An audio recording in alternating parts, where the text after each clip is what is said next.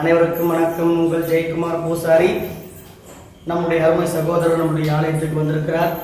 Welcome Ezhumalai தெருக்கூத்து நிகழ்ச்சி நல்ல அற்புதமான ஒரு முறையில நம்ம திருவண்ணாமலை மாவட்டத்தை சேர்ந்த நண்பர் அவரு. அந்த தெருக்கூத்து நிகழ்ச்சி யூடியூப் சேனல் வந்து பாருங்க.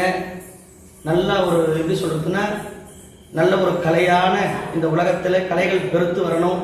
இந்த வயசுல இந்த கலையை ஒரு இந்த உலகத்துக்கு கொண்டு வரணும்னு ஆசைப்படுறாரு. அது நம்மளும் ஒத்துழைப்பு கொடுக்கணும்.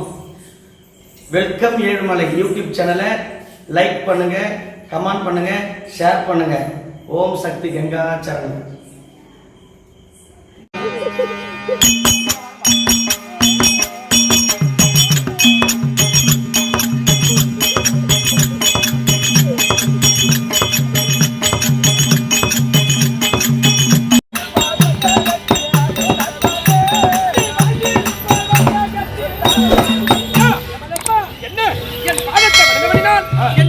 சுகமாக வளர்க்கிறது எழுந்திரியா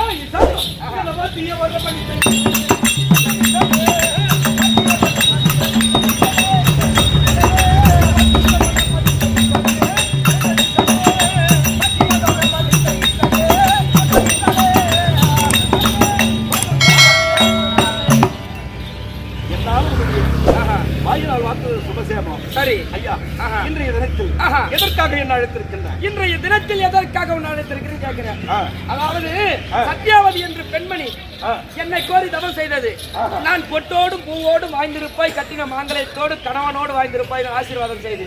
சரி, ஆசீர்வாதம் செய்த உடனே கடவுளே, பரம கடவுளே, எனது கணவராகப்பட்டவர் முத்துராஜர் என்பவர் இறந்து விட்டார், மாண்டு விட்டார். நான் எப்படி வாழ்வது? என் கணவரோடு எப்படி நான் சேர்ந்து வாழ்வது? கட்டின மாங்கல்யம் என்னுடைய கைத்தில் இருக்கும் பொழுது நான் ஒரு நாள் கூட அவங்க வாழ கிடையாது. சத்யாவதி முத்திராஜருடைய உயிரையா பிடித்தான் என்று கேட்கின்றான். அவன் நேரம் பிடித்து விட்டது, அவன் தலையெழுத்து பிடித்து விட்டது. என்னுடைய தொழில் அது. அவனை அழைத்துக் கொண்டு நான் கேட்டுவிட்டேன். நான் சத்தியம் செய்ததுதான். அதனால் நீ என்ன செய்கிறாய் என்றால் முத்திராஜனுடைய உயிர் விட வேண்டும். ஐயா, ஒரு உயிரை பிடிப்பது மட்டும்தான் என் கடமை. அப்படியா? ஆமா. ஒரு உயிரை கொடுப்பது என் கடமை கிடையாது. சரி, அதனால அவன் காலம் முடிந்து விட்டது, நான் எடுத்துக்கொண்டு சென்று விட்டேன். அப்படியா? ஆமா. உயிரை கொடுப்பது உன்னோட வேலை இல்லையா? அப்படி என்றால் மும்மூர்த்தி தேவர்களை கேட்கின்றேன். தேவர்களே, யமதர்மன் உயிரை பிடிப்பது மட்டும்தான் அவருடைய வேலை, என்னுடைய படியளப்பது மட்டும்தான் என்னுடைய வேலை. மைத்துனா, இதற்கு என்ன வழி? நீங்கள் தாங்கள் எல்லாம் தேவ ரகசியம் நம்ம பேச வேண்டும். இதற்கு என்ன வழி என்று நீங்க சொல்ல வேண்டும்.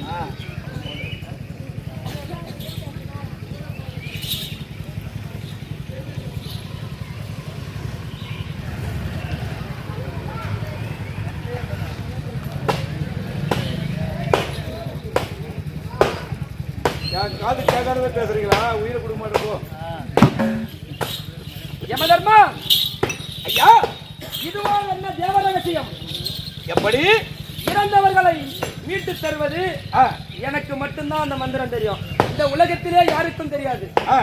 எப்படி மாண்டவர்களை மீட்டு தருவது எனக்கு மட்டும்தான் தெரியும். அந்த மந்திரம் யாருக்கும் தெரியாது. அந்த மந்திரம் என்னவென்றால் மிருக சஞ்சீவ மந்திரம். அந்த சஞ்சீவ மந்திரம் என்ன மந்திரம் என்றால் எனக்கு மட்டும்தான் தெரியும். சரி, அது நான் உனக்கு ஓதுகிறேன்.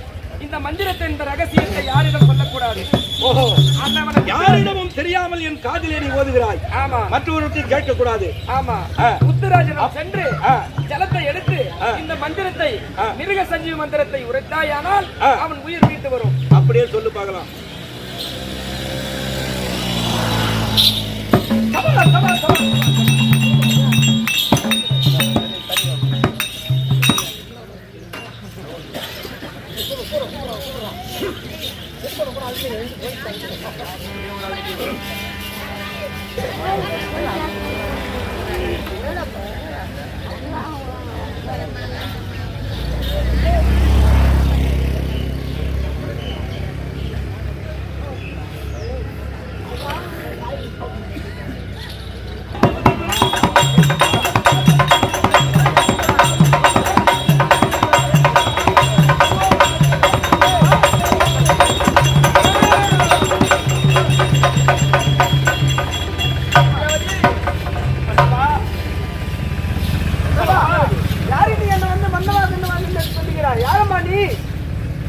உன்னுடைய மனைவி நான் ஐயா.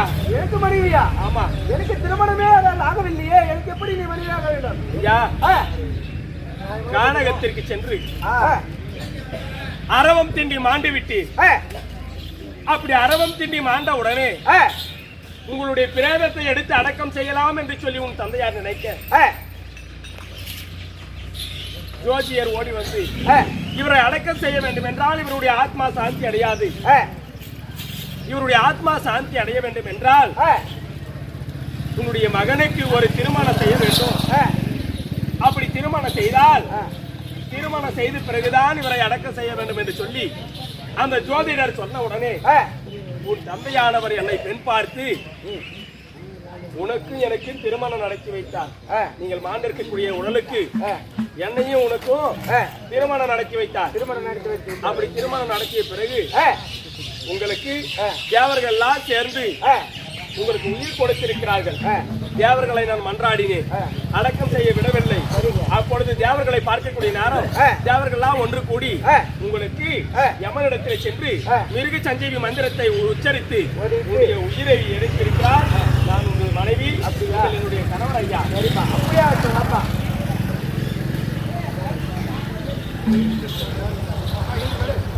அல்லவா சத்யாவதி, நான் உனக்கு கொடுத்த வரம்படி நான் அப்படியே இந்த முத்திராஜனுடைய உயிரை மீட்டு தந்து விட்டேன்.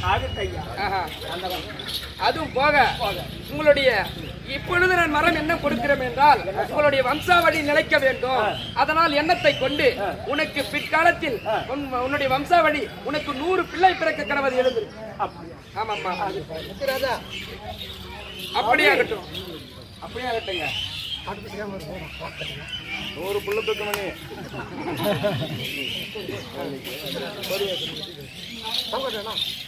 ஐயா, இந்த நாடகத்தை கண்ணால் காண்பவர்களும் காதால் கேட்பவர்களும் கண்ணால் காண்பவர்களும் காதால் கேட்பவர்களும் இந்த நாடகம் சிறப்பாக இருந்திருந்தால் கை தட்டினா மட்டும் போறோம்.